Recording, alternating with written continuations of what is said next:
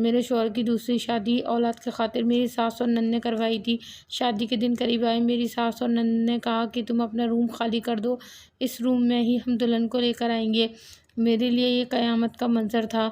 میں نے کمرہ تو خالی کر دیا، لیکن میں اس کے بعد اپنے مائکے جانے لگی۔ لیکن میری ساس اور نند کی ظلم کی انتہا اتنی تھی کہ انہوں نے کہا کہ تم مائکے نہیں جاؤ گی، اگر تم مائکے چلی جاؤ گی تو گھر کے کام کون کرے گا؟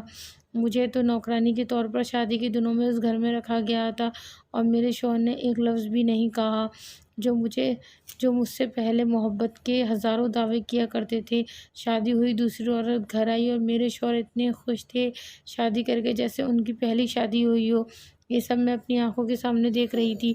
میں نے ان کے سارے کام کیے، ناشتہ بنائے، اس کے لیے مجھے مجبور میری ساس اور نند نے کیا تھا۔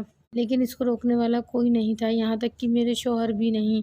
دوسری عورت کو ابھی ایسے ٹریٹ کیا جا رہا تھا جیسے اس نے آتے ہی کے ساتھ ہی ان کو اولاد دے دی ہو۔ یہاں تک کہ میرے شوہر بھی اس کے ساتھ ایسے خوش تھے جیسے ان کی لو میرج ہوئی ہو۔ میرے شوہر تو مجھے بھول ہی گئے تھے، انہیں مجھ سے کوئی غرضی نہ تھی۔ اتنے خوش تو شاید وہ میرے ساتھ بھی نہ تھے جتنے خوش وہ اس عورت کے ساتھ تھے۔ اس کو روزانہ باہر گھمانے لے کر جاتے اور اس کا بچوں کی طرح خیال رکھتے تھے۔ میں نے اس گھر میں یہ دن نہ